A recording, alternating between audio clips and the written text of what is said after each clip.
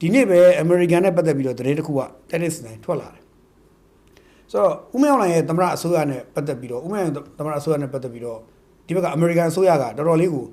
ပြောရရင်တို့နဲ့နိုင်ငံကြားမှာအစိုးရနှစ်ရက်ကြားမှာရွှေလန်းငွေလန်းဖောက်တွေကတော့တော်တော်လေးခီးရောက်နေပြီတဲ့သဘောတော့တွေ့ရတယ်။နိုင်ငံအစိုး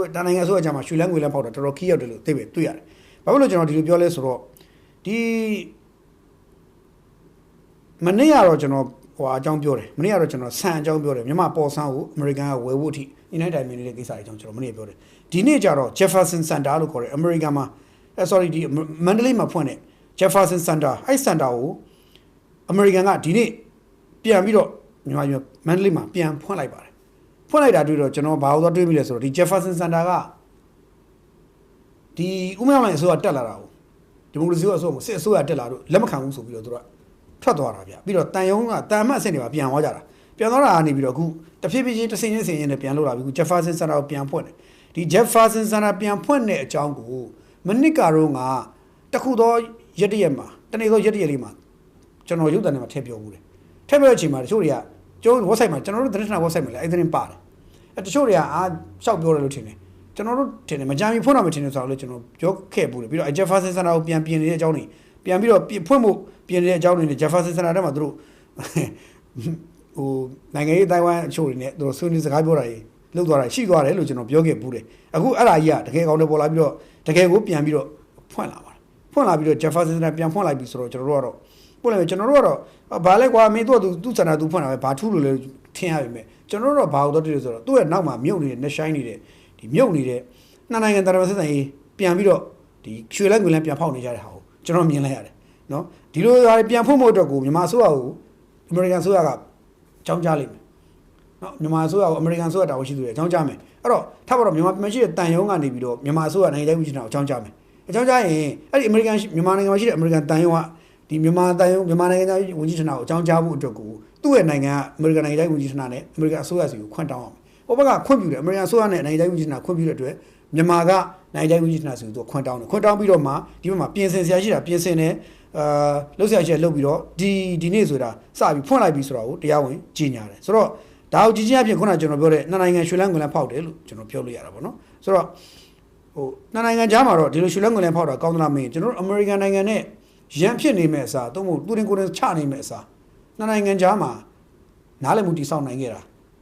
ဆိုရင်ကောင်းတာပေါ့ဗျာဦးသိန်းစိန်ဆိုတော့လည်းဒီလိုပဲတည်ဆောက်နိုင်ခဲ့တဲ့အတွက်ကျွန်တော်တို့တိုင်းပြည်ရဲ့ဟိုတချို့သောအပြောင်းအလဲလေးအများကြီးခံစားခဲ့ရတယ်ခံစားခွင့်ရခဲ့ကြတယ်ဘာလို့ဆိုအမေရိကန်တစ်ချက်ပြောရင်ပြောသလောက်တစ်ခုလုံးလုံးသလောက်ကျွန်တော်တို့နိုင်ငံမှာလည်းကြောကော်နေအောင်ခံရလိမ့်ရှိတယ်အမေရိကန်ကျွန်တော်နိုင်ငံအတွက်ကျွန်တော်နိုင်ငံမှာပေါ့ဗျာအမေရိကန်လုံးရင်ခင်ဗျာကမ္ဘာအင်အားကြီးပါတယ်ဆိုတော့တရုတ်ကောရုရှားရောအိန္ဒိယရောကနည်းနည်းတော့လှုပ်သွားတယ်ဗျဂျပန်တို့ကအစအကုန်လှုပ်ကုန်တယ်ဒါဘာလဲဆိုတော့အမေရိကန်ကကမ္ဘာမှာဒီနေ့ဒီနံပါတ်1နိုင်ငံဖြစ်ရှိနေစေပဲကျွန်တော်တို့မြန်မာလို့ခေါ်ဆိုစက်ကြဝဠာမင်းနိုင်ငံဖြစ်ရှိနေစေပဲဆိုတော့ပြတယ်အဲ့တော့အမေရိကန်ကအခု Jefferson Center ကပြန်ဖွင့်တဲ့ကိစ္စမျိုးတွေလေ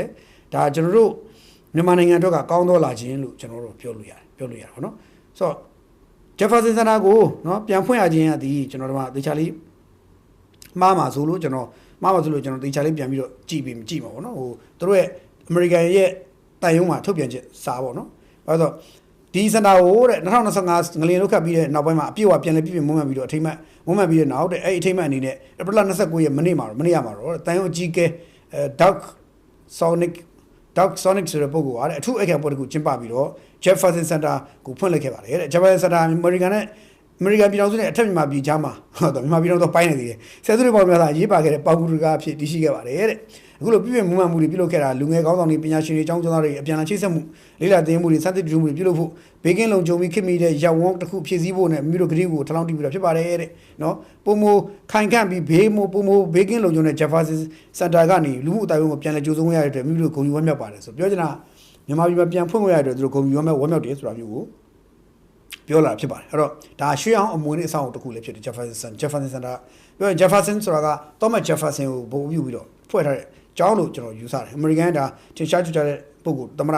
ဟောင်းတယောက်ပေါ့နော်သူ့ကိုဘာဖြစ်တာလဲလို့သတ်မှတ်တယ်ပေါ့နော်ဆိုတော့ဒါအမေရိကန်ရဲ့ထုတ်ပြန်ချက်ထဲမှာကြည်ချင်းအဖြစ်တော့ဒီအမေရိကန်အစိုးရဟာနော်ရှင်းပြောရတော့ဦးမင်းအောင်လှိုင်အစိုးရကိုပဲလက်ခံယုံကြည်ပြီးတော့ဦးမင်းအောင်လှိုင်အစိုးရနဲ့ပဲဆက်လက်ပြီးတော့လက်တွဲလုပ်ကင်သွားမယ်ဆိုတဲ့ဟာကိုဒါရှင်းပြောရင်တန်ချောင်းခောက်ပြီးလိုက်တယ်အတိပေးလိုက်တယ်ခေါင်းလောင်းခောက်ပြီးတော့ဟိုပဲပြောတော့တန်ချောင်းခောက်ပြီးတော့ဒါလည်းဒီတစ်ကမ္ဘာလုံးကြောင်းအတိပေးလိုက်တယ်လို့ကျွန်တော်ပြောလို့ရတယ်အဲ့ အဲ့တော့ဒီလိုပြောလိုက်ဖြစ်တဲ့အတွက်အခုအချိန်မှာဒီနီးပိတ်ယူနေရတဲ့အပုံလေးများအုပ်စုကတော့ကိုတတ်သိလို့ရပါပြီ။အဲဆိုနီးပိတ်များအုပ်စုအပုံလေးများအုပ်စုပေါ့အဲ့ဒီအုပ်စုကတော့သူတို့အခုချိန်ထိသူတို့နိုင်ငံတကာထောက်ခံတယ်လို့ယုံကြည်နေသေးပဲ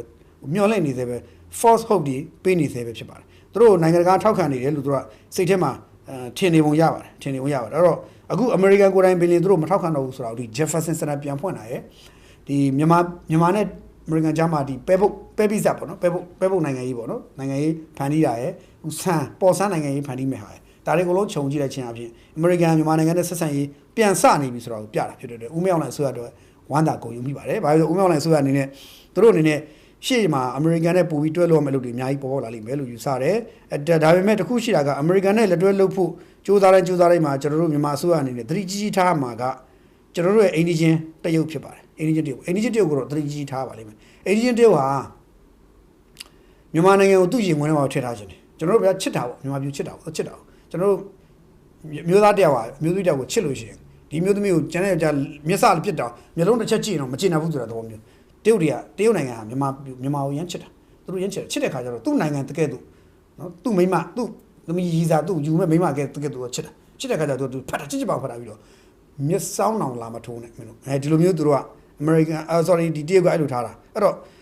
သူကမျက်စောင်းလာထိုးရင်ထိုးတဲ့နိုင်ငံသူကပြဿနာရှာရလားဆိုတော့မဟုတ်ဘူး